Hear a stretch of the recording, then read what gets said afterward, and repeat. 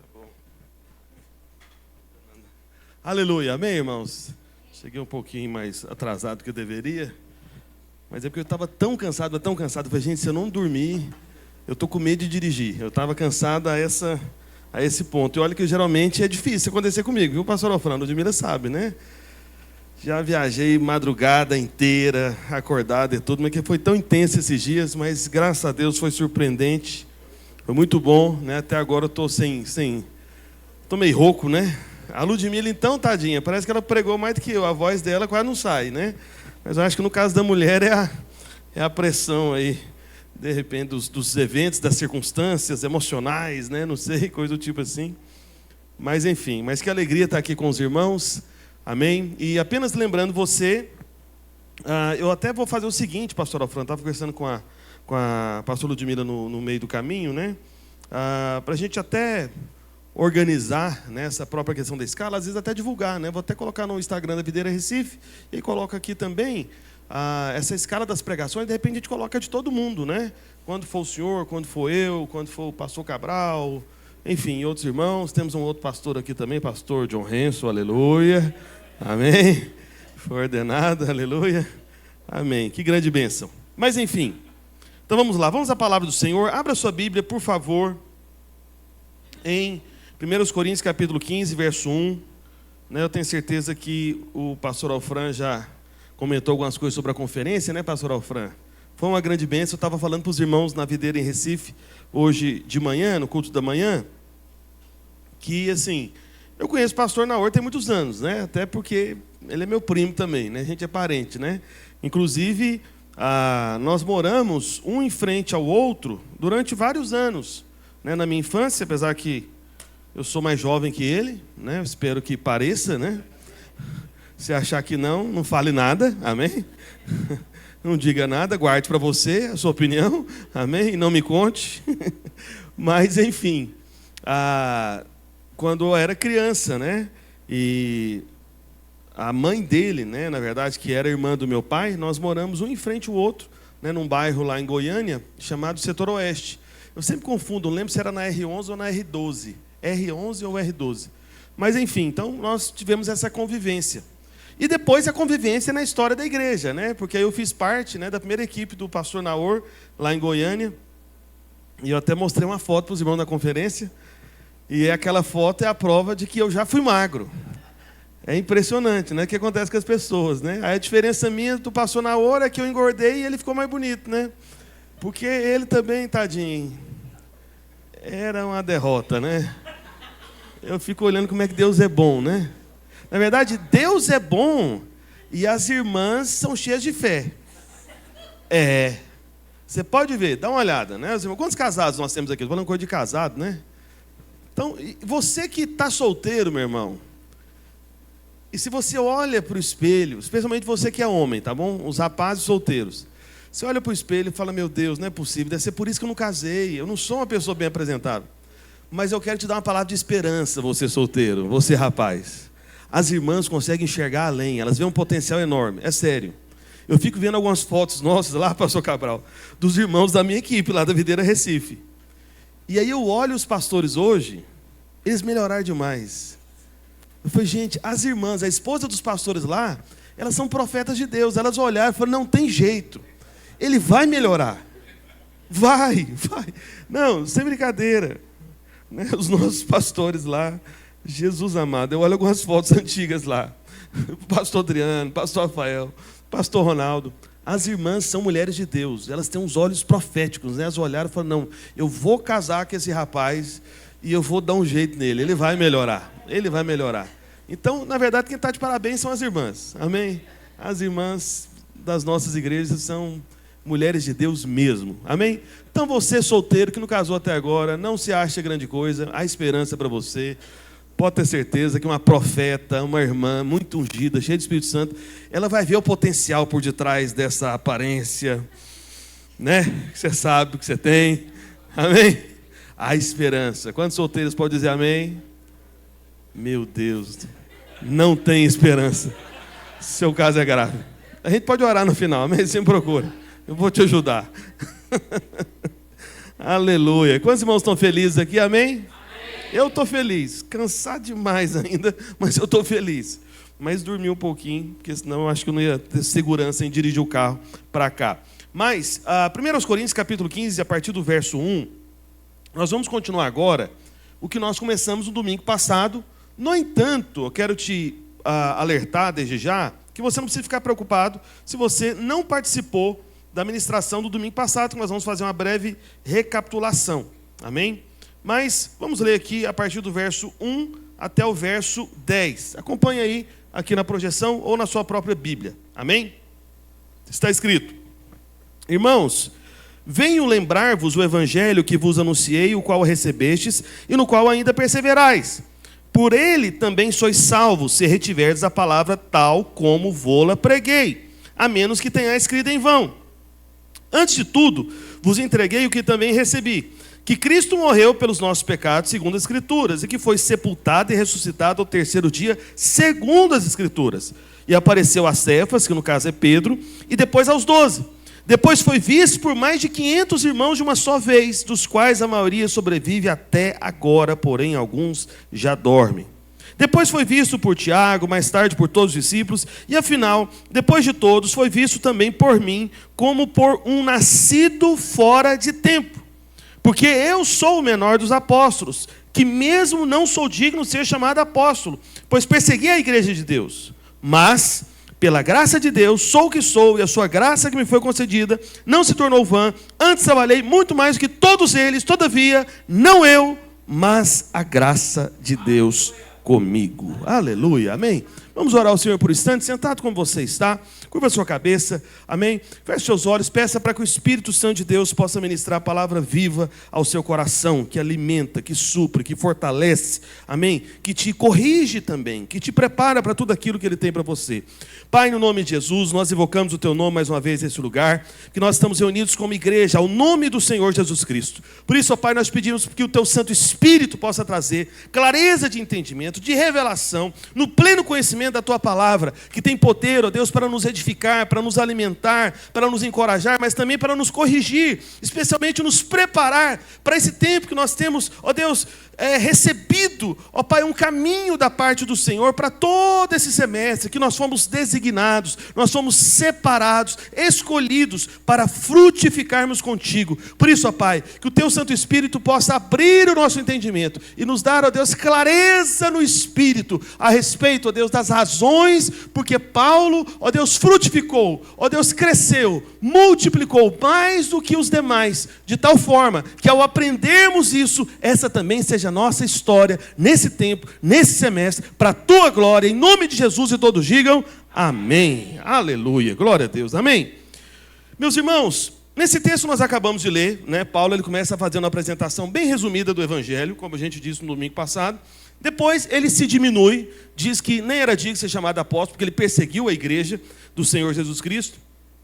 Só que depois, no final, ele faz uma relação, que é justamente o que está escrito aqui no verso 10, e que é um verso tão importante que eu quero chamar você para a gente ler bem forte aqui, todos juntos a uma só voz. Vamos lá? Mas, pela graça de Deus, sou o que sou, e a sua graça que me foi concedida não se tornou vã. Antes trabalhei muito mais do que todos eles, todavia, não eu, mas a graça de Deus comigo. Amém?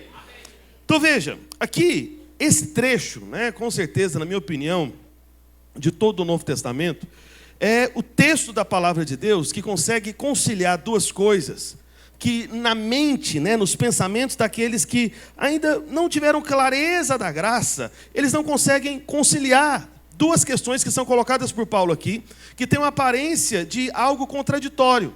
Porque aqueles que começam a entender a graça de Deus, né, o favor imerecido de Deus, a tendência deles é de ficarem às vezes passivos, parados. Porque ele fala, pastor, eu estou na graça, por isso que eu não vou trabalhar na obra de Deus, não. Eu estou na graça, por isso que eu não tenho que ir no culto mais, não. Esse trabalho de ter que ir para o culto. Pastor, eu estou na graça, por isso que eu não vou na célula mais, não. Esse trabalho de ter que ir na célula. Pastor, eu estou na graça, por isso que eu não fico pegando o pé dos irmãos para ir na conferência, não. Quem quer vai, quem não quer não vai. Eu não ficar querendo ser trabalheiro, falando, não, irmão, tem que ir, tem que ir. Aí ele fala que está na graça e não trabalha.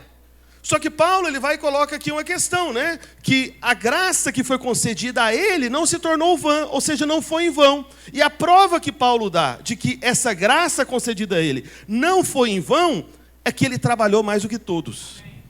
Então Paulo ele vincula, ele concilia, ele conecta a graça com o trabalho. Amém? E eu me lembro, eu estava falando para os irmãos hoje de manhã lá em Recife, de algo que aconteceu comigo. Eu estava tentando lembrar quantos anos atrás. Eu acho que isso aconteceu uns 8 anos atrás. Que eu penso que foi uns 2 ou 3 anos antes da pandemia. E eu me deparei com esse texto, 1 Coríntios 15:10, esse verso aqui, na verdade, alguns anos atrás, quando eu comecei, a ouvir um pouco mais da graça, tentando entender tudo aquilo que o pastor Luiz tem explicado há algum tempo. E aí, quando eu cheguei nesse versículo, eu fiquei meio apavorado, preocupado. Eu falei, Senhor, como que eu explico isso para os irmãos? Eu falei para o Senhor, Senhor, eu acho que eu entendi, só que como eu sou pastor, para mim não vale só entender, eu tenho que explicar. E agora como é que eu explico? Eu não sei se já se deparou com isso, né? Alguma coisa parece que você entende, mas você não consegue falar, né? No começo, quando você começa, quando você inicia, esse entendimento do Evangelho da Graça, primeiro isso é recebido dentro de você. Mas parece que na hora de você falar, de você articular aquilo que você quer dizer, parece que trava. Você fala, gente, parece que eu recebi aqui dentro, mas parece que não está saindo para fora o negócio, né? Mas não vai, entende? Então, quando eu cheguei nesse texto, eu falei, meu Deus do céu, tá bom. Então, a graça não foi em vão, trabalhou mais do que todos. Então, peraí, então o trabalho é justamente um testemunho e evidência da graça. Como é que eu explico isso? E aí, irmãos, eu fiquei literalmente meses. Talvez eu fico até pensando se não foi um ano inteiro, mas eu sei que foram vários meses em cima desse verso. Orando ao Senhor, Senhor, me ensina a explicar esse verso. Me dá uma ilustração, me mostra outro texto bíblico, me conta a história. Senhor, como é que eu explico isso? Aí nessa época, por isso que eu estou tentando imaginar aqui, que foi por volta de 8 anos atrás, a Sara e a Isabela, as minhas filhas, elas eram menores, bem menores, elas cresceram demais, meu Deus do céu, né? As duas estão maiores que a mãe já. Elas eram pequenininhas. E aí nessa época, eu tinha uma disciplina maior de na segunda-feira, eu separar algumas horas do meu dia. Era uma época que eu tinha folga na segunda-feira. Acabou, isso aí já tem muitos anos, né? Ô, saudade, ô tempo.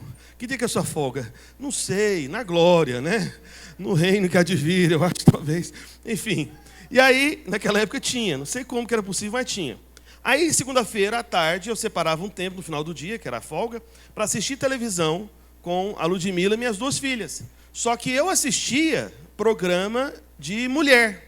Que mulher gosta de assistir, né? Então tem um canal de TV a cabo, o Discovery Home and Health, que mostra essas coisas da vida feminina. Sou vestir de noiva, casamento, reforma de casa, são aquelas coisas que mulher gosta, receita, não sei o quê. Eu sei que dizem, então alguns homens gostam desse negócio assim, mas enfim. Eu assisti era por causa delas, né? E aí eu lembro que era interessante que as meninas elas ficavam olhando para a minha cara, pastor Alfran, perguntando, que elas tinham dúvidas. Ficavam olhando assistir e não acreditavam que eu estava assistindo, né? Elas falaram, gente, o que meu pai está fazendo aqui? Eu estava lá para agradar elas, né? Porque eu sou voto vencido lá em casa, né? Um homem e 3 mulheres. E na época ainda tinha uma cadelazinha, uma cachorrinha. Fêmea, obviamente, né? Macho só eu, né? Mas enfim. E aí eu estava lá sentado lá no sofá, elas ficavam olhando, e eu lembro que elas olhavam para mim. Olhava para lá, olhava para mim. Papai, o senhor está gostando? Eu falei, menina, calma, vamos assistir e tal. Porque eu não queria desencorajar elas, né? Tipo assim, não estou gostando, estou fazendo só para você ficar feliz, né? Porque eu não estava gostando mesmo, né? Mas eu estava lá, aleluia, amém? Então é isso que se faz mesmo, ok? Mesmo quando não gosta, ok? Amém? Então, gente madura é assim, faz o que precisa ser feito. Querendo, não querendo, cansado, não cansado, gostando, não gostando, faz o que precisa ser feito. Alguém vai dizer amém? Amém. Aleluia, que bom, é importante você entender isso. Quem amadurece, quem é adulto, é assim a vida. E aí, eu estava lá assistindo, e de repente começou um programa, que eu não sei se você já viu esse programa, eu achei muito interessante. É coisa de americano, norte-americano, né? Que era o seguinte, um casal, ele recebia um carrinho de compras desses hipermercados enormes, tipo atacadista, aqueles carrinhos gigantes, sabe? E aí, eles tinham um tempo definido, o programa era esse, né? Onde eles poderiam pegar de graça tudo que estava dentro daquele atacadista. Entendeu? E aí o programa de TV era esse, ficava filmando, né, o que cada casal conseguiria pegar no tempo definido. Era uma competição entre casais. Aí cada um pegava um carrinho e dentro daquele atacadista, daquele hipermercado gigante, tinha de tudo. Desde eletrônico, roupa, tudo que você quer ter na sua casa, tudo que você quer ter na sua vida. Eu acho que só não tinha um carro e uma moto lá, mas o resto tudo tinha, sabe? Tudo tinha lá dentro, né? eu ficava até pensando, se fosse eu, a primeira coisa que eu ia perguntar, gente, onde é que é a seção dos produtos da Apple, né? Onde é que tem iPhone, iPad, esses i da vida aí, porque é tudo caro, né? Eu já ia direto lá, nem queria pegar nada. Ia pegar e ia passar o braço, já pôr tudo dentro do carrinho, né? Porque ia ser muito dinheiro, né? Porque com coisinha desse tamanhozinho, já milhares de reais, enfim. E aí, casal, cada um pegava um carrinho, aí quando soltava o tempo pré-determinado, eles iriam passar em cada sessão, em cada corredor, pegar tudo de graça, tudo de graça. Agora pensa comigo, se eles iriam pegar tudo de graça num tempo determinado, como você acha que eles reagiram quando soltou o tempo do relógio que permitia eles pegar tudo de graça em cada corredor desse grande, mega, ultra hipermercado? O que você acha? Você acha que eles foram com classe, com gentileza? Você acha que foi assim? Imagina, o marido e a mulher indo, né? Pessoas assim com classe, tipo eu e a Ludmila, né? Empurrando o carrinho. Querida, o que você acha dessa sessão aqui, desse corredor? Você gostaria de algum daqueles itens? Aí ela olharia, acho que não, vamos andar mais um pouco? Pois não, prossigamos. Aí vai seguindo e tal, desfilando lá, aquela coisa toda e tal. Você acha que eu faria dessa maneira? Não, irmão, mesmo se eu tivesse classe, até porque eu não tenho, eu perderia ela na hora. Na hora, não é não? Então o que você acha que os casais faziam? Você acha que eles iam devagar, pegando as coisas de graça? Ou saía igual um maluco, doido, sabe? Gritando, surtado. Vai. Era desse jeito, não é? Soltou o relógio, o cara já falava para a mulher prepara, pega naquela sessão que eu vou pegar na outra e tudo, aquela desespero, aquela ansiedade e tal. Soltou o tempo, aí começava a correr. Vai, pega, olha lá, pega, iPhone, pega. Aí começava a correr de um lado para o outro e tal.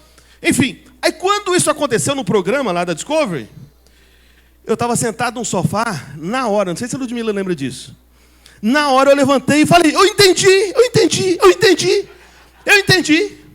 Aí a Sara Isabela entendeu o quê, papai? Né? Aí a Ludmila, o que você entendeu, querido? Eu entendi. Entendeu o quê? 1 Coríntios 15:10, eu entendi. Entendeu? Como assim? O que tem 1 Coríntios 15:10? Eu fui falar. Né? E a graça que me foi concedida não se tornou vã. Antes trabalhei muito mais que todos eles, porém não eu, mas a graça de Deus comigo. Falei rapidão assim. Por quê? Veja, meus irmãos, a partir do momento que você entende que o favor de Deus é liberado sobre a sua vida, e isso não depende do seu mérito, as portas estão todas abertas para você. Sobre você não há culpa e nem condenação. O caminho está realmente liberado para você avançar e correr, e pegar todas as bênçãos gratuitamente, sem merecer. O que você vai fazer? Você vai aproveitar isso e sair correndo para aproveitar essa oportunidade que você tem? Ou você vai ir devagar? Você vai correr ou você vai andar? Vai correr, entende? Então foi o que Paulo fez. Ele falou, trabalhei muito mais do que todos eles. Por quê? Por causa da graça. Paulo ele entendeu, peraí, eu sou favorecido, eu sou amado, não tem condenação sobre a minha vida, as portas estão abertas, não tem céu fechado sobre mim, os céus estão abertos sobre mim. Você está me entendendo?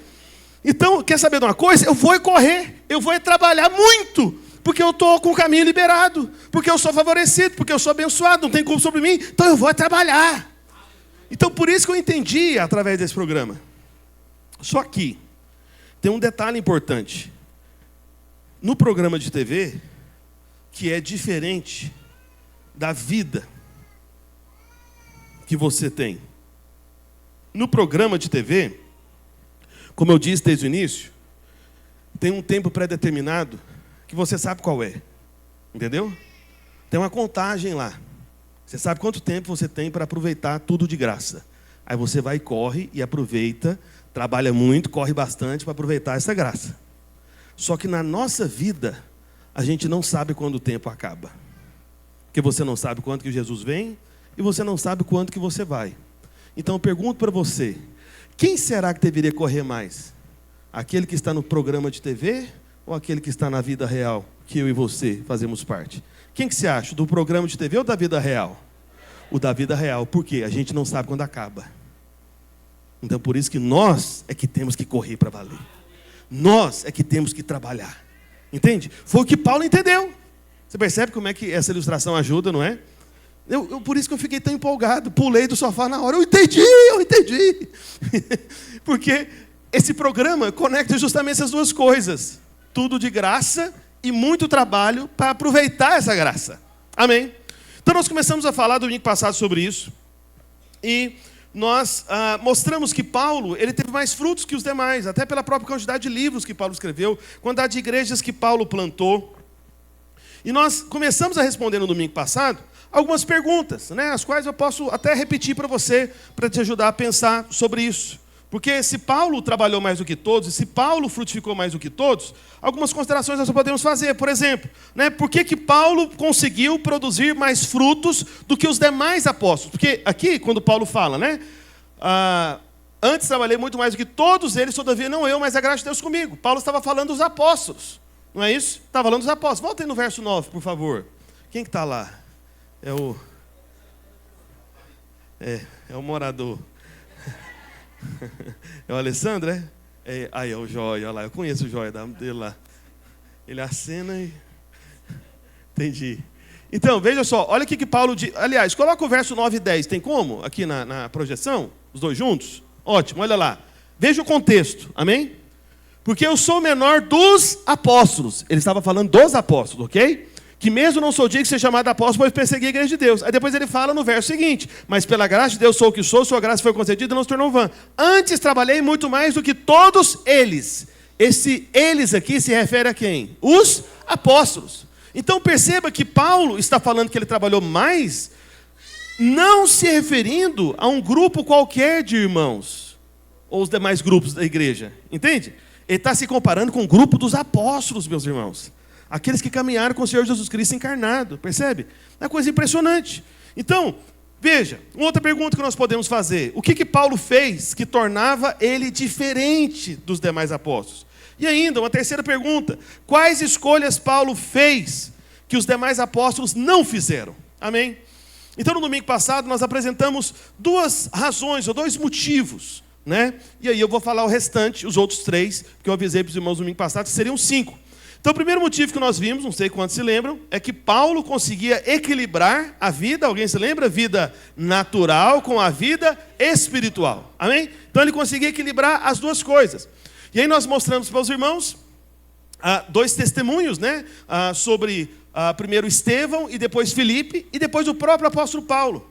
Então Paulo, diferente dos demais apóstolos, ele não ficou separado exclusivamente só para o ministério da palavra e da oração. Lembra que os apóstolos falaram, né? Quando a gente lê justamente o contexto ali do início de Atos, né? Que os discípulos, aliás, os apóstolos, eles falaram que iriam ficar separados para o ministério da palavra e da oração. E que aí iria escolher um grupo de homens, né, 7 homens, cheios do Espírito Santo, cheios de sabedoria, que seriam os diáconos, para poder servir a igreja nas questões simples, nas questões comuns. Então, escolheram irmãos que não eram apóstolos, irmãos que não eram pastores, irmãos que não eram bispos, irmãos que começaram com uma tarefa tão simples como a tarefa de distribuir cesta básica para a gente necessitada na igreja, que era o que estava acontecendo, que foi o motivo do problema, amém? Que nós lemos no domingo passado, amém? Só que a grande questão é que a Bíblia diz que começa a mostrar que esses 7 diáconos, né, eles começaram a ter maior primazia e até unção da parte de Deus, porque Deus começou a usá-los de maneira muito mais extraordinária do que da forma que os demais irmãos. Então milagres começaram a acontecer através de Estevão, através de Filipe. Então gente comum da igreja começou a ser usada de maneira incomum.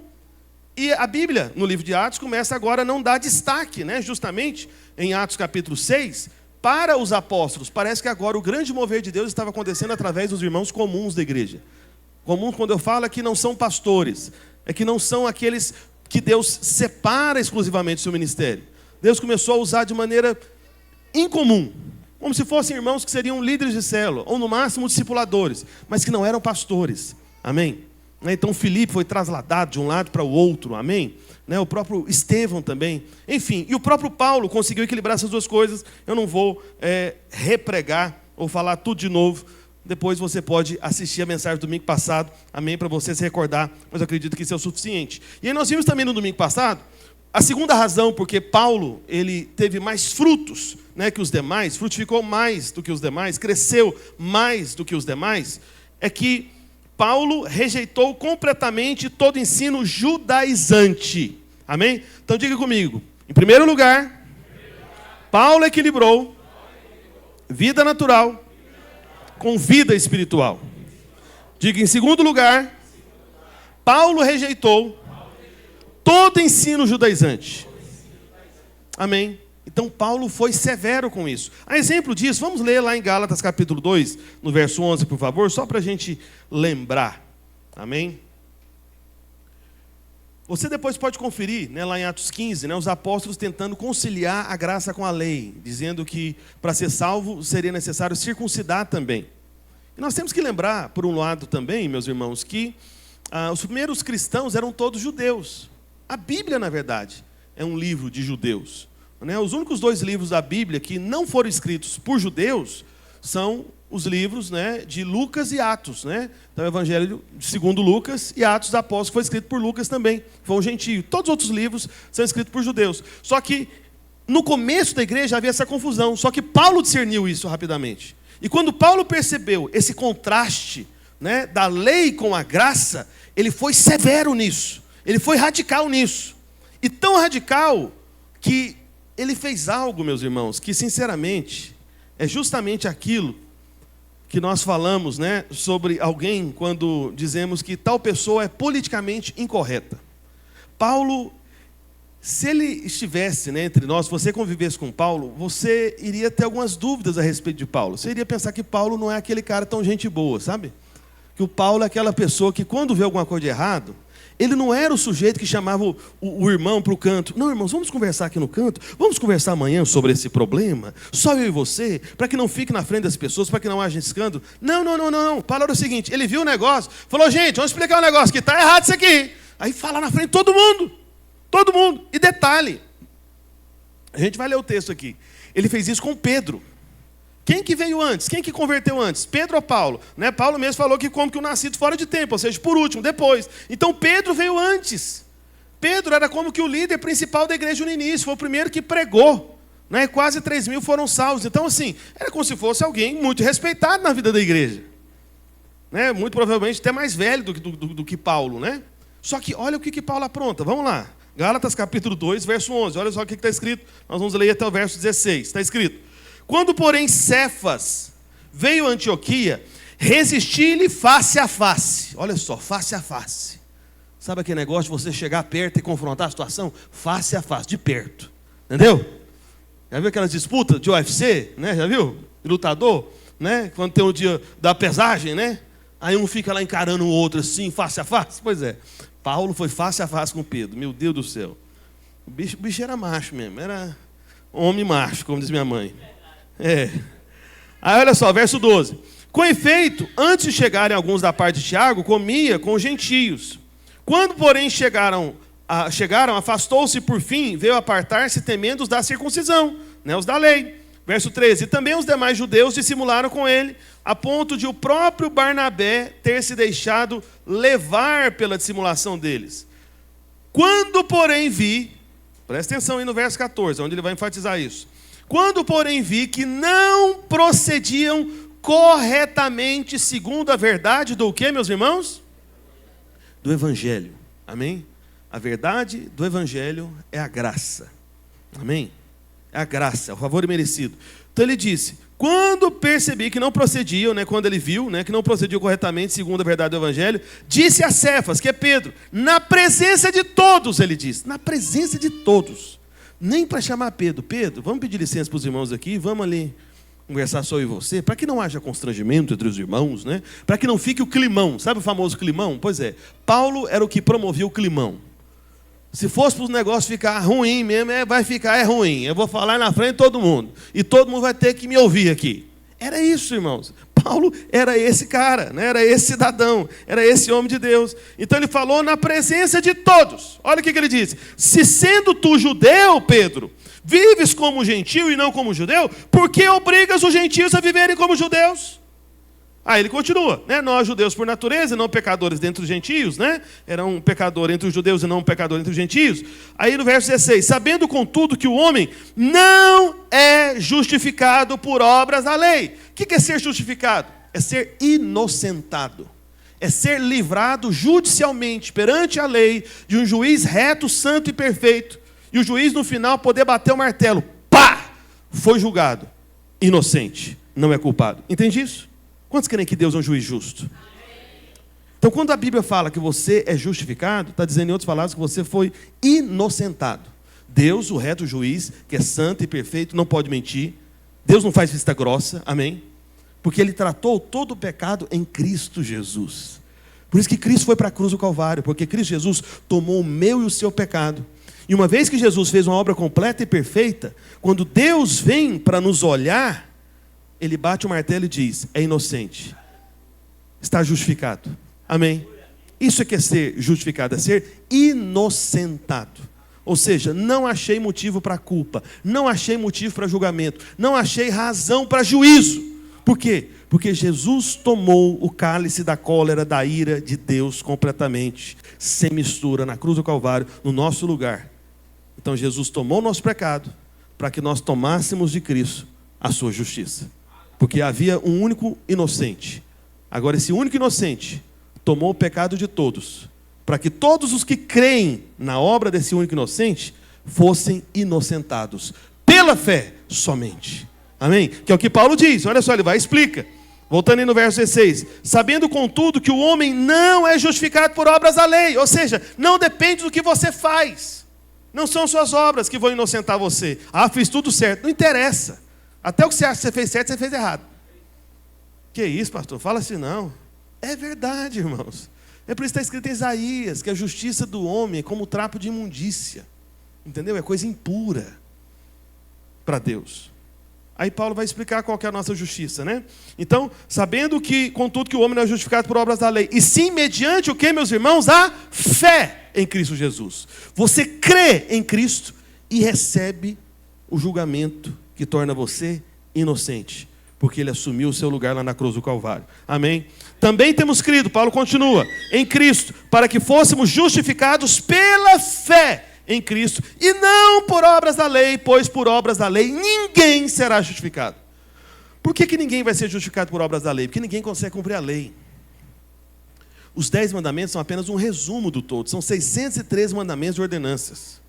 E o que eu disse hoje de manhã lá em Recife, eu digo hoje à noite aqui em Caruaru: todo mundo está quebrando pelo menos um mandamento da lei, com a roupa que você veste. Pastor, que é isso? Me prova. Pois é, veja, em Levítico está escrito o seguinte: um dos mandamentos da lei de 613, né? Isso aí foi um cálculo, né, que Maimônides, né, fez, foi um grande mestre judeu. Ele chegou a essa conta, estudando bastante durante vários anos toda a lei. Ele chegou a esse cálculo, 613 mandamentos. Então, um dos mandamentos da lei dizia o seguinte: que você não podia usar nenhum tipo de peça sua, do vestuário, da roupa, que tivesse tecido misturado. Tinha que ser tudo sem mistura, ou seja, tinha que ser tudo 100%. Por exemplo, 100% algodão, ou 100% viscose, ou 100% poliéster. Tinha que ser tudo 100%. Meu irmão, quem que está aqui com tecido de todas as partes da sua roupa, que é 100% alguma coisa? É tudo misturado. Deve ter algum elastano, ainda mais peças íntimas. Não é verdade? As peças íntimas, então, são os que mais têm tecido misturado. Mas não confira agora, amém? Depois você ora na etiqueta lá na sua casa. Agora não. Amém? Não convém, ok? Então volta para cá. Então, todos nós temos quebrado a lei. Então só é possível nós sermos justificados pela fé em Cristo Jesus. Porque apenas um cumpriu toda a lei, que é Cristo. Alguém pode dizer amém? Só que Ele é o nosso representante, o nosso substituto. Então você simplesmente crê e recebe de graça. Amém? Agora vamos no terceiro ponto para a gente começar a seguir e partir para o final. Amém? Para a metade segunda de fato, né? Lá em Atos capítulo 1, verso 8, coloca aí por favor, Atos capítulo 1, verso 8, Atos dos Apóstolos. Está escrito: mas recebereis poder ao descer sobre vós o Espírito Santo, e sereis minhas o quê, meus irmãos? Diga, testemunhas. Só que era para eles serem testemunhas somente em Jerusalém, ou eles tinham que sair de Jerusalém? O que você acha? O que diz o texto? Tanto em Jerusalém como em toda a Judeia e Samaria e até os confins da terra. E aí o Brasil está dentro dos confins ali, viu, irmãos? Quem estava longe lá, continua, né? Amém? Então, o que acontece? O Espírito Santo, ele desceu sobre a igreja, no início da igreja, para que os membros da igreja, tá bom? Claro que a liderança da igreja, mas todos os demais membros da igreja, fossem testemunhas. E testemunhas com o propósito de quê? De anunciar a boa notícia. Lembra? Nós fomos, né, chamados pelo Senhor para proclamarmos as virtudes daquele que nos chamou das trevas para a sua maravilhosa luz. Amém? Todo aquele que crê no Senhor Jesus Cristo, que é justificado, que é perdoado de seus pecados para sempre. Amém? Porque a obra de Jesus é perfeita e quando ela salva você, livra você completamente, uma vez por todas. Amém? Então, você se torna uma testemunha. E Deus quer salvar mais gente. É a vontade de Deus que todo homem seja salvo. Então nós somos chamados para testemunhar, para espalhar a boa notícia do Evangelho da graça de Deus. Só que o que aconteceu? A Bíblia diz que os apóstolos insistiram em ficar exclusivamente em Jerusalém. Então entenda, o Espírito Santo desceu sobre os apóstolos, desceu sobre o restante da igreja, só que apenas o restante da igreja cumpriu o propósito da descida do Espírito Santo, que é de serem testemunhas em diversos lugares, enquanto que os apóstolos ficaram momentaneamente, no início da igreja, um bom tempo, apenas em Jerusalém. Eles receberam o Espírito Santo para serem enviados, mas ficaram em Jerusalém. Pastor, onde está escrito isso? É só a gente inverter. A gente leu Atos 1:8, vamos ler agora Atos 8:1. Vai lá, coloca aí, Atos capítulo 8, verso 1. Atos capítulo 8, verso 1. Está escrito, né? E Saulo consentiu sua morte. Aí depois, naquele dia, levantou-se grande perseguição contra a igreja em Jerusalém. E todos, exceto quem, meus irmãos? Todos, exceto os apóstolos, foram dispersos pelas regiões da Judéia e Samaria. Então olha o que Deus teve que permitir. Uma perseguição, para quê? Para cumprir o propósito dele.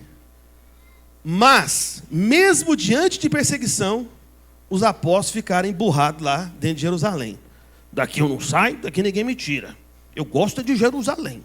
Que negócio de ser enviado para Arco Verde, Serra Talhada, o que? Vou nada, vou ficar aqui em Caruaru.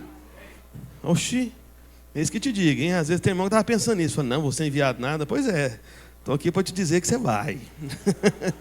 Nem que tem que acender uma perseguição atrás de você, ficar te perturbando. Vai, quer sair daqui. É o inimigo, pastor.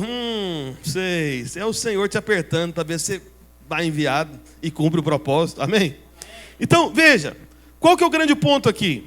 Fala para o irmão que está ao seu lado. Fala assim, Paulo se dispôs mais rapidamente a ser e a se reconhecer como um enviado. Amém? Então, esse é o terceiro ponto. Paulo se dispôs mais rapidamente do que todos os apóstolos a ser e a se reconhecer como alguém enviado da parte de Deus. Deixa eu te falar uma coisa, meu irmão, minha irmã. Você é também um enviado da parte de Deus. Você mora onde mora, você estuda onde estuda, você trabalha onde trabalha, você faz parte da família que tem um monte de problema com você, mas você é um enviado da parte de Deus para essa família, para anunciar a boa notícia do Evangelho da Graça. Você pode ter certeza que muitos de seus familiares nunca iriam abrir o coração deles para mim, ou para qualquer outro pastor, o pastor Alfrão, o pastor Adeis, que de repente eles falam, não, é pastor, já não quer ouvir. Mas é o que Deus faz? Deus salva você e Deus vai e coloca um missionário dentro da sua família. Quem é o missionário? Você. Você é o missionário. Você é o enviado de Deus para a sua casa. Está entendendo?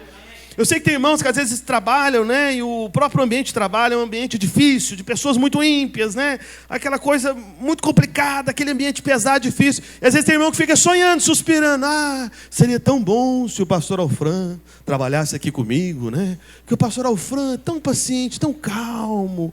E ele poderia conversar com aquele jeito dele e tudo. E a pessoa iria abrir o coração, mas eu não sei falar. Eu queria saber falar igual fala o pastor Alfran. Pastor Alfrão podia estar aqui. Oh Deus, cadê o seu enviado, o seu missionário? Aí de repente Deus vai e fala, vai lá no banheiro. Aí você vai no banheiro. E agora, Senhor? Olha para o espelho. Aí você olha para o espelho. E agora, Senhor? Aí o Senhor fala, aí está o enviado. Aí está o missionário. Você é o missionário. Você é o enviado. Você está me entendendo? Amém? Então houve um homem de Deus, um grande evangelista. Acho que o nome dele era Oswald Smith, né? Que eu estava tentando lembrar. Está até aqui uma irmã aqui. Ali o irmão de Goiás, ali é goiano, né? Aleluia. Nós é jeca, mas é joia, né? Como diz lá em Goiás, né? Goiano do pé rachado, mesmo original. É isso. Usa a camisa de xadrez em qualquer época do ano? Ou perdeu o costume? É? Quem sabendo gosta de piqui, né? Aleluia. Fez uma pernambucana gostar de piqui, né? Fiquei sabendo, acredita? Meu Deus do céu. Mas mais do que a goiana Ludmila, que eu duvido que aqui gosta. Meu Deus do céu. Com piqui igual pipoca. faz uns 30 caroços de piqui, e puro assim, só, né, ali no temperinho, e vai roendo um por um. Mas enfim, vamos esquecer o piqui, porque eu sou um goiano falso, eu não sou muito do piqui, não. Eu sou mais ou menos, acho que eu sou mais pernambucano que goiano agora, viu, pastor Fran? Mas enfim, volta para cá, para a história, né? Então veja, meus irmãos, você é um enviado de Deus para essa família, para o ambiente de trabalho, amém? Deus quer usar você. Então Paulo foi usado de maneira extraordinária porque ele se via dessa forma, ele se reconhecia dessa maneira, como enviado. Ele não ficava se poupando, sabe? Tentando se reservar a um lugar exclusivo, não! Ele tinha essa disponibilidade, ele tinha essa postura. Então veja, o que está escrito lá em Atos capítulo 9, verso 18? Coloque aí para mim, por favor. Então, os apóstolos, eles depois saíram de Jerusalém, mas demorou demais, ficaram enrolando lá, queriam ficar lá. Só que veja a reação de Paulo. Vamos ver a história da conversão de Paulo? Olha como é que aconteceu. Atos 9, 18. A gente vai ler aí até o verso 22. Está escrito, Atos 9, 18. Imediatamente lhe caíram dos olhos como que umas escamas e tornou a ver. A seguir, levantou-se e foi batizado. Isso aqui quando foi Ananias, né, consolidando Paulo no início da conversão dele. E depois de ter se alimentado, sentiu-se fortalecido. Então permaneceu em Damasco alguns dias com os discípulos. Então veja a sequência das coisas. Paulo teve um encontro sobrenatural com Cristo, ficou cego. Deus enviou Ananias para orar por ele, caiu as escamas dos olhos. Paulo estava jejuando já, voltou a comer, ficou fortalecido. Amém? Aí a Bíblia diz que ele se levantou, foi batizado, aleluia, está vendo? Tem que batizar, é importante. Aí depois ficou, a Bíblia diz, né? Permaneceu em Damasco alguns dias com os discípulos. Percebe? Foi tudo pouco tempo. Dá para você perceber que foi pouco tempo? A história da conversão de Paulo está claro para você no texto, amém? Aí o que diz a seguir no verso 20? Olha aí o verso 20, vamos lá. E logo pregava nas sinagogas a Jesus, afirmando que este é o Filho de Deus. Você entendeu? O sujeito mal converteu, mal batizou, mal fez o cursão, fez só um mês do cursão, aí já resolveu, estou pronto, vou começar a pregar, vou abrir uma célula, vou evangelizar, vou fazer uma casa de paz, aleluia. Entende? Essa foi a postura de Paulo. E logo, é maravilhoso, né? Você lê dessa maneira. E logo pregava, logo. O negócio de Paulo era logo, vamos, pronto, entendi, eu quero pregar, eu quero anunciar. Porque ele já se enxergava como missionário. Ele já se enxergava como enviado de Deus. Como eu estava falando agora há pouco de Oswald Smith, né, que foi um grande evangelista, certa vez ele falou algo muito duro, que eu falei hoje de manhã. Eu não quero condenar você, não. Mas ele falou algo que eu acho assim, muito duro, muito firme. Ele falou o seguinte, olha, todo filho de Deus, ou ele é um missionário, ou ele é um impostor, um enganador. O que Oswald Smith estava querendo dizer, né, no livro dele, A Paixão pelas Almas, inclusive? Ele era um evangelista. Ele estava querendo dizer o seguinte, olha, o verdadeiro crente, se ele não se enxerga como um missionário, ele é um impostor. Ele está sendo falso na prática da fé dele. E ainda ele dizia o seguinte, veja que coisa. Teve uma época que Deus tinha apenas um único filho, desde o eterno passado. Tinha uma época que Jesus era o unigênito, amém? Depois se tornou o primogênito de muitos irmãos. Mas antes, né, durante toda a eternidade passada, ele era o unigênito. E aí, eu fico pensando, você como pai, quem aqui é pai e mãe aqui? Deixa eu ver, só para eu lembrar aqui, ótimo, maravilha. Você que é pai e mãe. Se você tivesse a oportunidade de conversar com Deus, o Pai, e falar, Deus, o que o Senhor me aconselha? O Senhor sendo pai, eu deveria dedicar o meu filho a qual trabalho? A fazer o que da vida dele? O que o Senhor acha que é importante? Eu colocar o meu filho ou minha filha dedicada a fazer o quê? Sabe o que o pai responderia para você? Eu vou te dizer. O pai diria o seguinte para você. Eu penso que você deveria fazer como eu fiz. Aí você poderia perguntar, pai, mas o que o senhor fez? Aí ele diria, eu fiz do meu único filho um missionário. E o enviei à terra para ser aquele que iria proclamar a boa notícia do meu amor, do meu perdão e justificar os pecadores os seus pecados. Entende?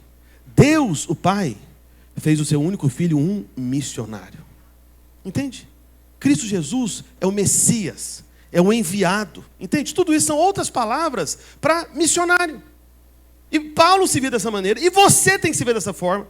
E aí eu estava falando, hoje de manhã, né, lá na Videira Recife, eu esqueci o nome da irmã Érica, né, que estava lá, estava até ouvindo, está ouvindo tudo de novo, né? Você viu que eu falo a mesma coisa, né? Ela é a prova, viu? É ou não é verdade? Não estou falando tudo igualzinho? Tá vendo? Tadinha, né? Então, você é uma vencedora. Está ouvindo 2 vezes a mesma pregação. Senhor te ajude, te dê recompensa. Amém? Olha para cá. Que às vezes cansa, né? Mas eu não canso de falar, não. Não sei se você percebeu, né? Eu estou aqui animado, né? Mas é que eu estou cansado no corpo, mas cheio de vontade de falar. Eu fico desesperado olhando para o relógio, que aqui em Caruaru, cada minuto parece que tem 15 segundos, não é isso? Aqui é diferente, né? Eu acho que é, porque aqui vai mais rápido, né? Olha para cá. Eu estava falando para os irmãos hoje de manhã lá, pastor Alfredo, de uma seita, que eu acredito que todos conhecem, ouviram falar, que é a seita dos Mormons. É algo maligno, viu, irmãos? Não é de Deus, não tenha dúvida, né? Então, a história da seita, bem resumida, é que um homem chamado Joseph Smith teve uma experiência sobrenatural. Ele veio de família cristã evangélica, inclusive, né? E aí apareceu um anjo para ele, o anjo Moroni. E disse para ele o endereço de pedras, né, tipo tábuas de ouro, que tinha escrito algumas verdades, que era como se fosse uma continuação, né, de certa maneira, da própria escritura, da palavra de Deus. Ele tinha que procurar essas tábuas para trazer essa revelação oculta que o anjo fez aparecer agora. Irmãos, aí você vê a palavra de Deus falando que você não pode acrescentar nada. Aí você vê Paulo dizendo que se um anjo de luz aparecer e dizer que tem mais coisas, você rejeita. Aí o sujeito parece não ler a Bíblia, né? Porque ele ouve isso do anjo, acredita e funda uma nova religião. Isso é coisa de americano, coisa lá dos Estados Unidos. Então veja, irmãos, é uma seita. Só que deixa eu te falar algo que eles fazem que é louvável. Porque às vezes até no meio do erro tem algumas coisas que as pessoas fazem que são virtuosas. Então tem algo que eu acho impressionante que eles fazem. Vocês, irmãos, sabem disso, que é o seguinte. Normalmente, as famílias dos Mormons, eles separam, eu não sei exatamente a idade, mas algo em torno dos 18 anos de idade, eu devo imaginar. Então, aqueles que são envolvidos de fato na igreja, querem responder o propósito da igreja deles, né? A família envia o seu próprio filho como missionário para algum outro país, debaixo da liderança da igreja. Mas detalhe, por que eu falei que a família envia? Porque tudo é às custas do pai e da mãe do rapaz. Você está entendendo? Não é a igreja que mantém o rapaz, não. É a própria família que junta o dinheiro, separa o dinheiro e chega lá no pastor lá da igreja e fala: pastor, é o seguinte, o meu filho vai servir essa obra aqui. Nós vamos sustentá-lo lá no Brasil durante 1 ano para poder propagar a mensagem do anjo Moroni, né? Dessa confusão aí que você já entendeu, né? Mas veja, meus irmãos, eu acho isso impressionante.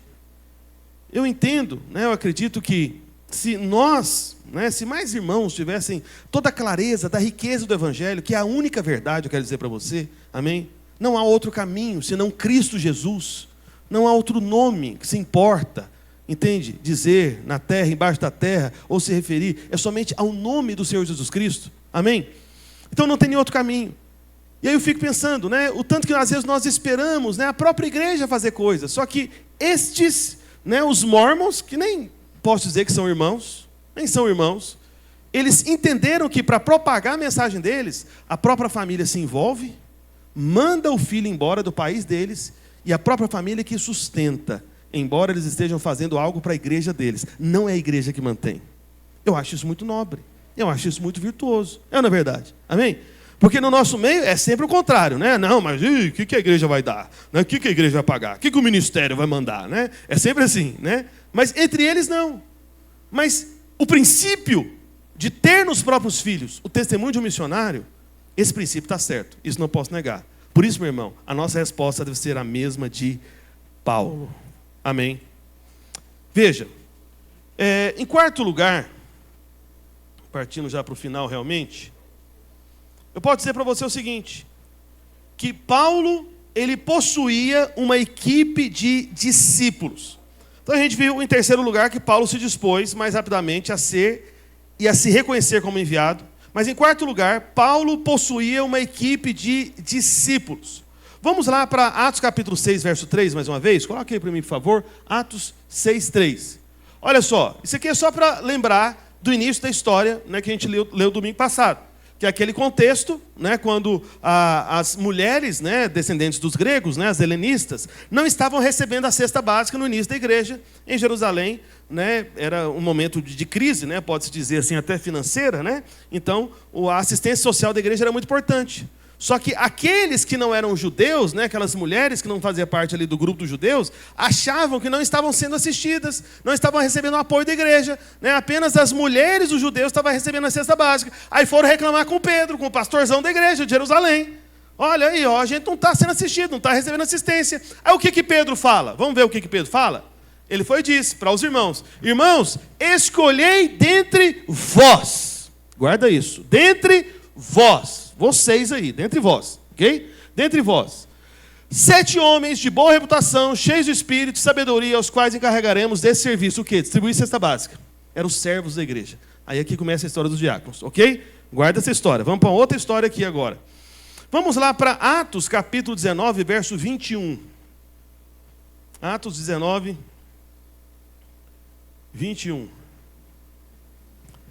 Está escrito: cumpridas essas coisas, Paulo resolveu no seu espírito ir a Jerusalém, passando pela Macedônia e Acaia, considerando, depois de haver estado ali, importa-me ver também Roma, cumprindo lá a missão, viajando, aleluia. Continuando, verso 22.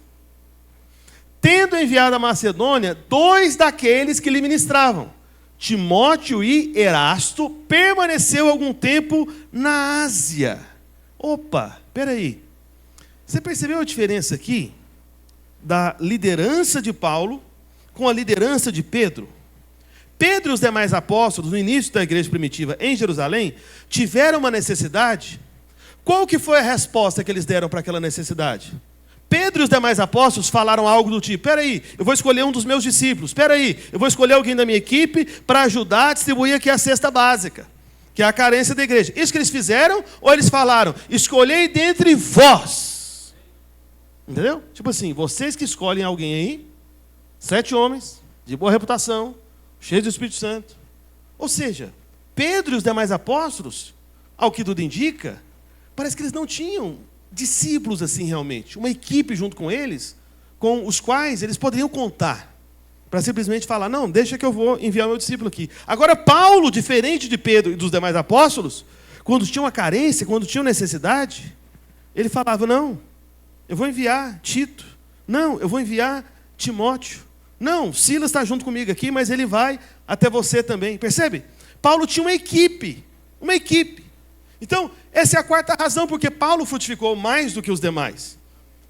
E se Paulo experimentou esse caminho, assim como, ouça com atenção, o próprio Senhor Jesus Cristo é o único homem que pisou nessa terra e que tinha todas as condições de fazer tudo sozinho, nem ele fez nada sozinho.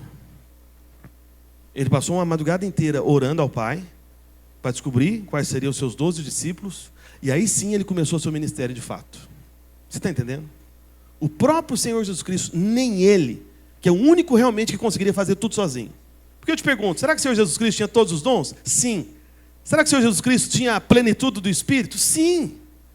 Será que o Senhor Jesus Cristo teria algum tipo de dificuldade, discernimento espiritual, de falta de poder e autoridade para fazer o que fosse necessário em relação ao que é sobrenatural, ou enfim? O Senhor Jesus Cristo tinha alguma limitação nesse aspecto, sim ou não? Não. Percebe? O homem perfeito, ele resolveu que o ministério dele aconteceria através de uma equipe. Tinha que ter uma equipe. Uma coisa que o pastor Luiz falava muito no início, pastor Alfredo, não sei se o senhor se lembra, né, quando o senhor veio para a videira junto com a pastora Deise, né? Mas o pastor Luiz falava isso demais, essa frase que eu vou dizer. Ele falava: olha, quem tem equipe tem tudo.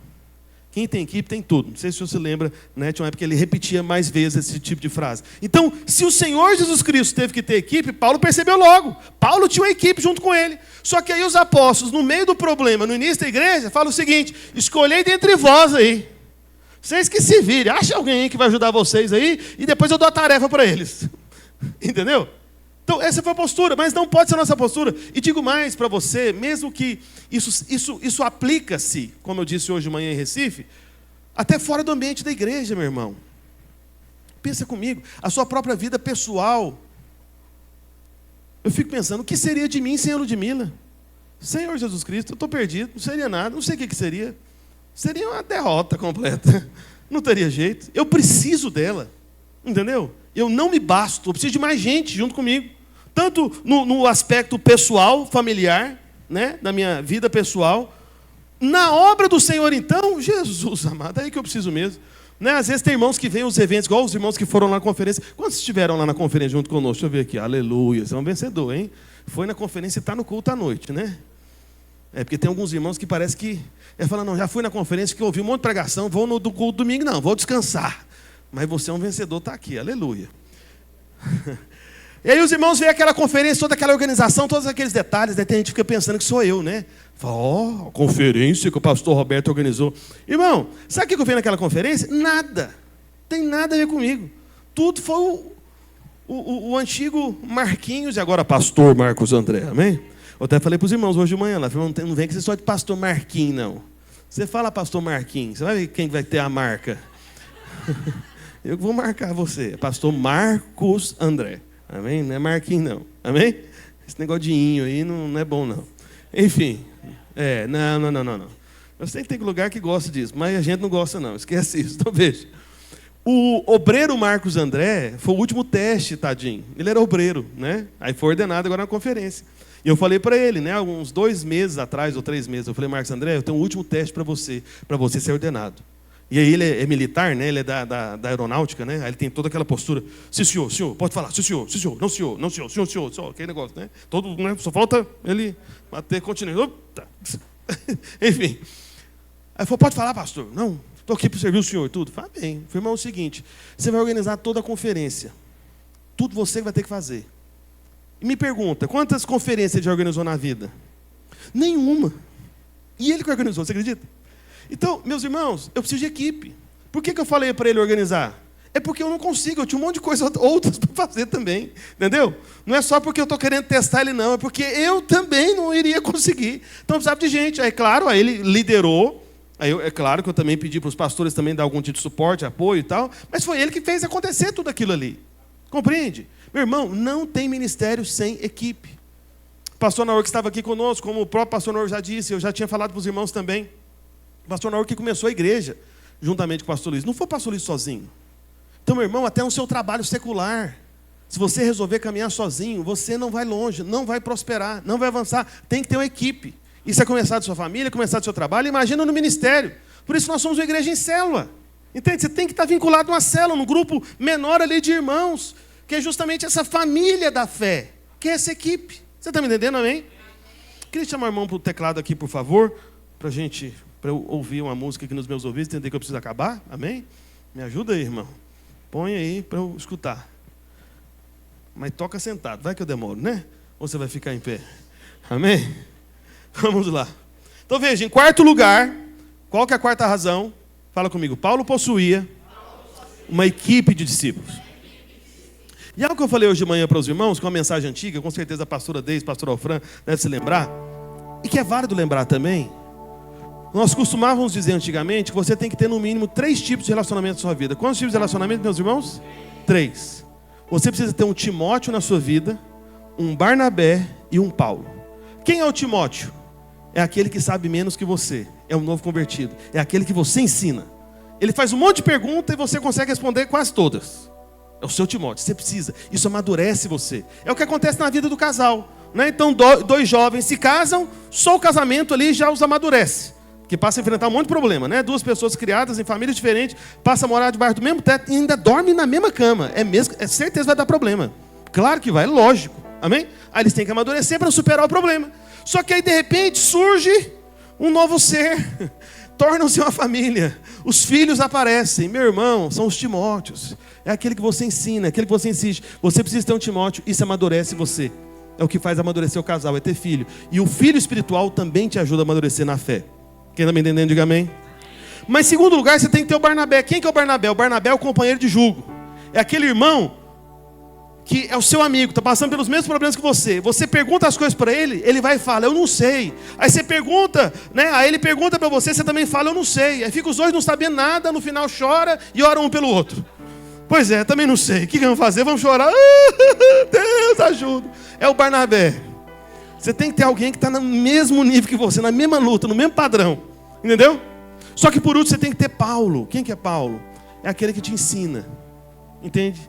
É aquele que de repente Deus colocou à frente de você. No mínimo, Paulo é o seu próprio pastor. É quem pastoreia você.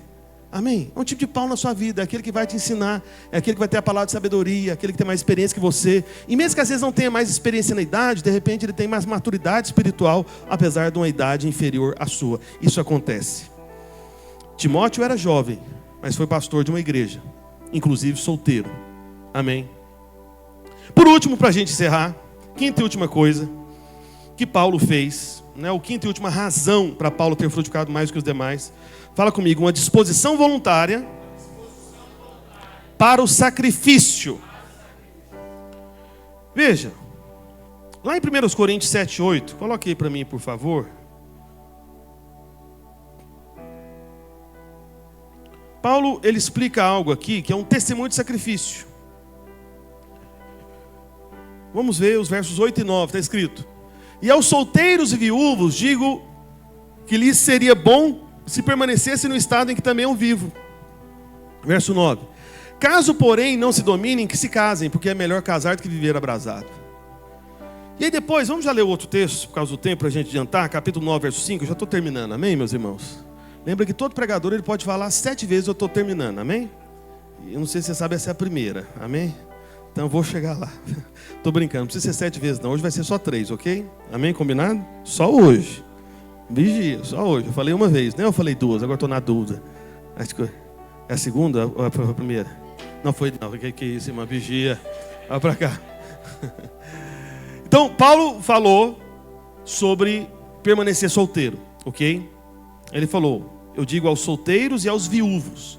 Ao que tudo indica, Paulo era viúvo. Paulo ele era membro do Sinédrio judaico, e segundo a tradição, né, do Sinédrio, os homens deveriam ser casados. E aí supõe-se, não dá para provar na Bíblia, é uma suposição histórica, né, a maior parte dos estudiosos concordam com isso, estudiosos da Bíblia, né, da cultura judaica inclusive.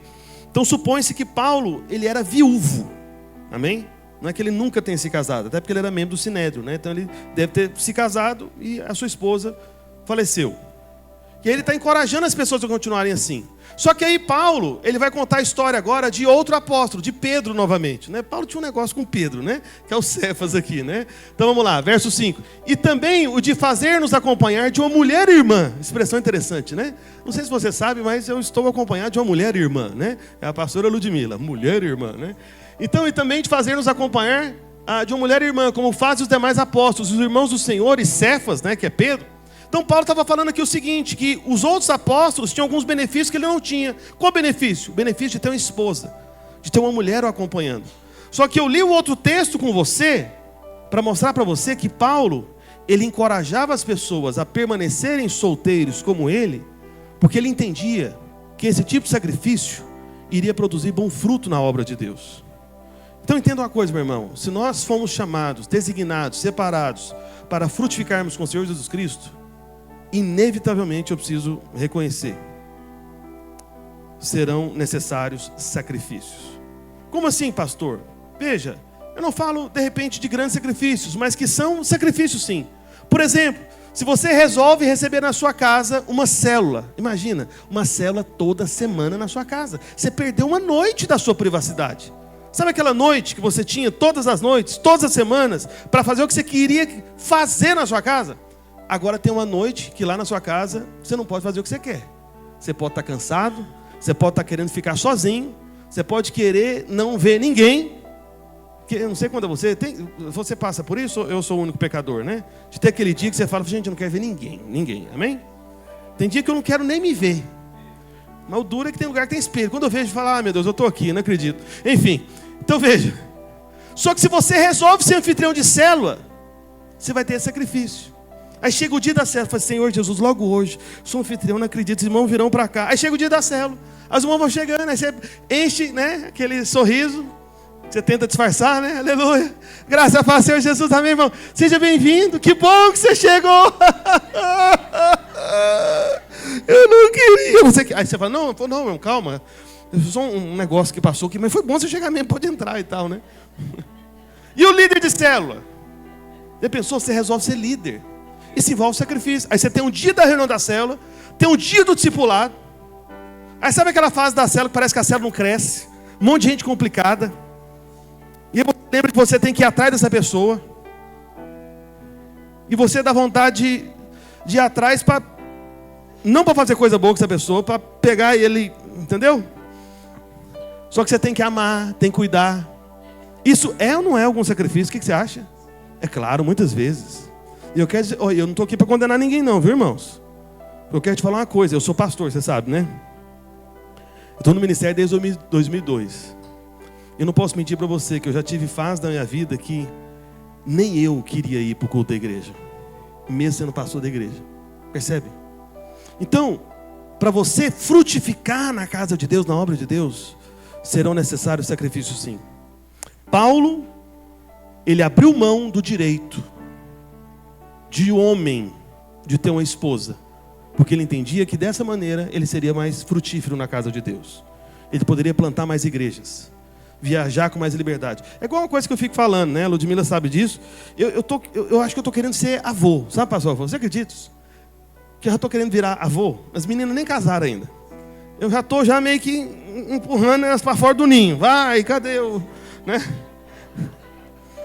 Agora em janeiro, elas foram num retiro de filhos de pastores, né? Que o pastor Ricardo faz lá no Rio de Janeiro. Um trabalho fenomenal, extraordinário. O pastor Ricardo é um presente de Deus. E aí filhos de pastores do Brasil e do mundo inteiro vão lá para esse retiro, lá em janeiro, no Rio de Janeiro. É janeiro mesmo, né? Janeiro. E elas foram a primeira vez agora nesse ano. E elas sabiam dos meus interesses, né? Que não sei se você sabe, né? Todo pastor quer cruzar a ovelha, né? É trabalho de pastor, né? Cruzar a ovelha. E aí assim que elas chegaram do retiro, as duas, a primeira coisa que elas falaram para mim, sabe o que foi? Papai, nem adianta o senhor perguntar e tudo, tal, não aconteceu nada, não conheci ninguém interessante, tal, não sei o quê. Eu falei, calma, minha filha. Não falei nada. Só queria saber como foi. Elas já chegaram assim, foi ou não foi? A Ludmila estava junto assim. Elas já chegaram pressionadas. Falaram, meu Deus, meu pai quer que eu case logo, que eu conheça alguém.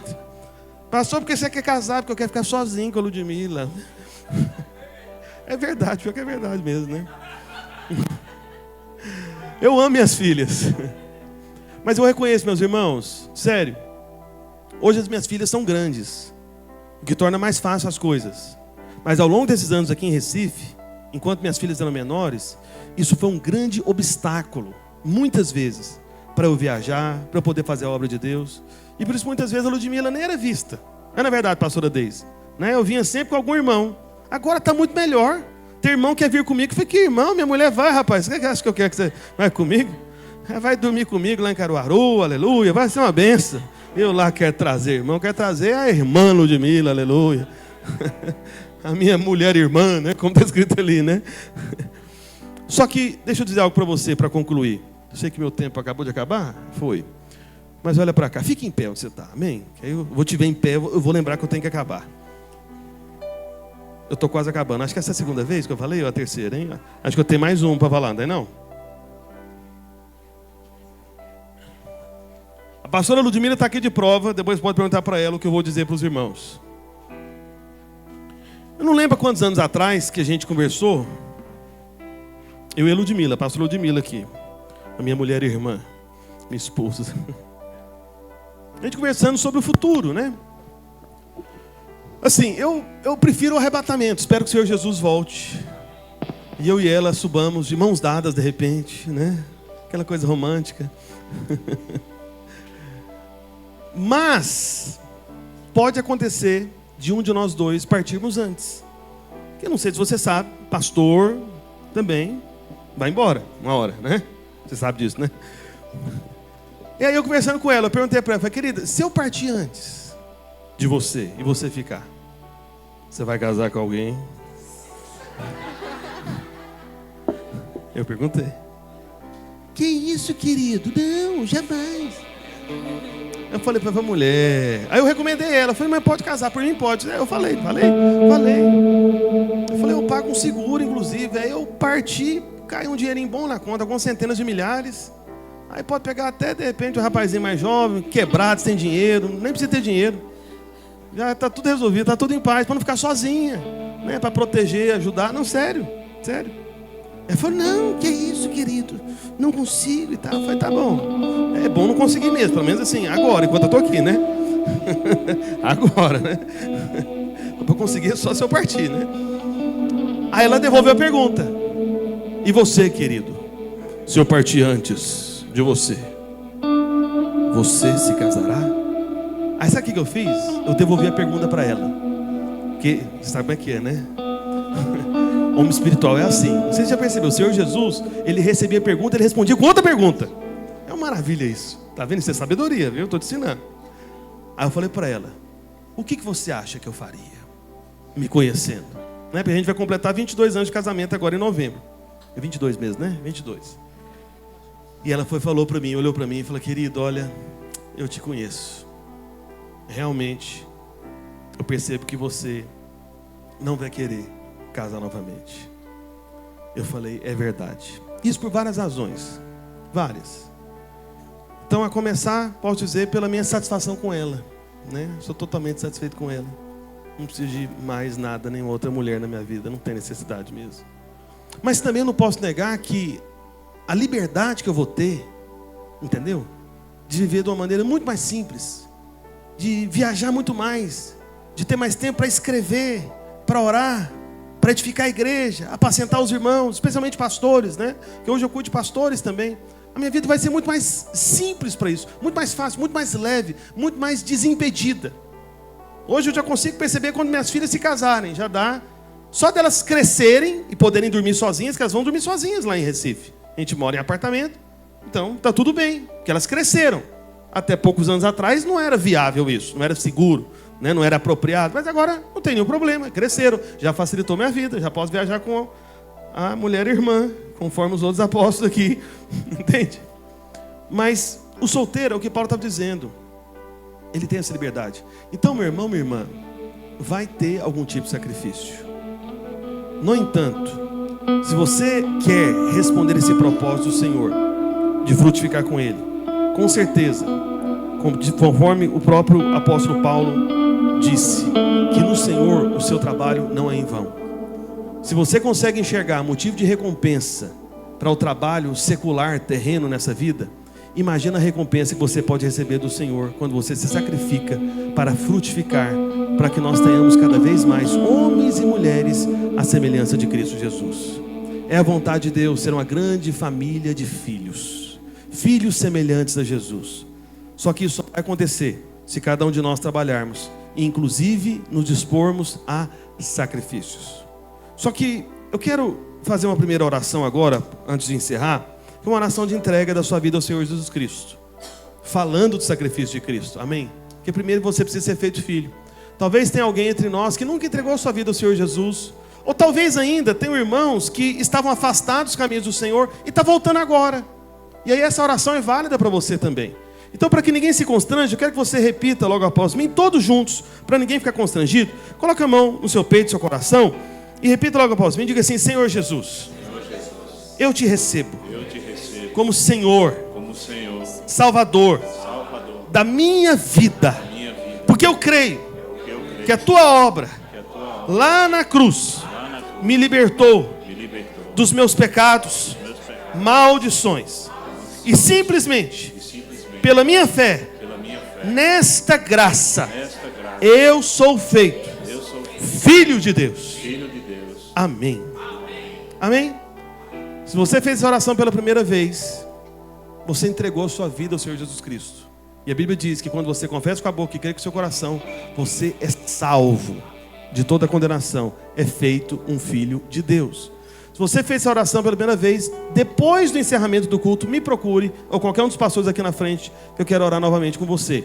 E se você estava afastado, está voltando para os caminhos do Senhor, por favor, me procure aqui também, ou qualquer um dos pastores, que nós queremos abençoar a sua vida, amém? Porque essa é a sua nova família, amém? E agora, para encerrar, nós não vamos, eu não vou fazer um apelo, nós não vamos cantar uma canção por causa do horário também, mas eu quero orar por você agora, a respeito de cada um desses pontos aqui, para declarar que esse testemunho de Paulo será o testemunho da nossa igreja, da Videira Caruaru.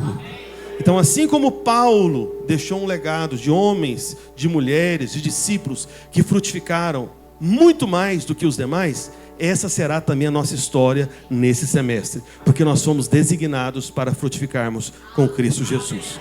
Por isso, eu quero que você faça o seguinte agora, nesse instante. Eu vou orar, por 1 ou 2 minutos por você. Você vai estender as suas 2 mãos para frente, como na posição de alguém que recebe algo da parte de Deus.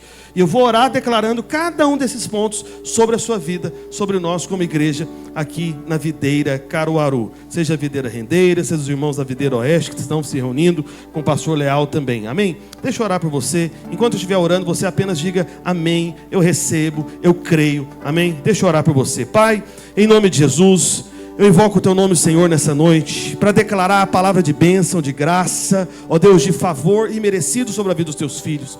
Ó Pai, nesse propósito que nós temos tido nesse semestre, nós cremos que nós fomos designados, separados, para frutificarmos com o Senhor. Ó Pai, nós vemos na história de Paulo, no testemunho de Paulo, ó Deus, que ele frutificou mais do que os demais. E nós queremos seguir esse mesmo caminho. Por isso, ó Pai, eu declaro em nome de Jesus, que o Teu Santo Espírito capacita, habilita cada um dos irmãos, cada uma das irmãs, a equilibrarem a vida natural com a vida espiritual. Pai, eu também oro, ó Deus, que assim como Paulo, ó Deus, os nossos irmãos aqui da Videira de Caruaru, possam rejeitar completamente tudo aquilo que é judaizante, tudo aquilo que é contrário ao Evangelho da Tua graça, tudo aquilo que é aliado, ó Deus, à antiga aliança, que é apenas sombra. Ó Pai, que cada um dos irmãos e das irmãs estejam apegados ao Evangelho da Tua graça, possam andar na realidade da nova criação, ó Deus, firmados, ó Deus, na obra consumada de Cristo Jesus, como verdadeiros defensores do Evangelho da Tua graça. Pai, eu oro também, Senhor, para que cada um dos irmãos e das irmãs possam ter a disposição de se verem como enviados da parte de Deus, e a disposição de também, se necessário for, serem enviados no futuro, aqui a partir de Caruaru, para serem instrumentos da plantação de novas igrejas, ó Pai, em cidades tão importantes do nosso estado, onde nós não estamos ainda, como Arco Verde, como Serra Talhada. Pai, que o Teu Santo Espírito possa falar ao coração de cada irmão, de cada irmã, que eles possam se ver, ó Deus, aonde eles trabalham, aonde eles moram, na família deles, como verdadeiros missionários enviados da parte do Senhor. Pai, eu oro também nesse instante, para que cada um dos Teus filhos tenha uma equipe de discípulos, que eles possam gerar filhos e filhas na fé, que eles estejam envolvidos, completamente dedicados ao trabalho da célula, ao trabalho do discipulado, que eles não caminhem sozinhos, ó Pai, para que eles tenham esse testemunho, também frutifiquem com o apoio uns dos outros, uma verdadeira equipe de discípulos. Pai, por último eu oro para que o Teu Santo Espírito possa habilitar os Teus filhos e as Tuas filhas dessa igreja, ó Deus, à disposição de até mesmo sacrifícios, verdadeiros sacrifícios, abrirem mão do conforto, abrirem mão de todas as noites, para dedicarem noites à obra do Senhor, seja através de uma célula, seja através de um discipulado, seja através da visita de um irmão, de uma irmã, seja trabalhando até mesmo com pessoas difíceis, complicadas, que parece que não respondem.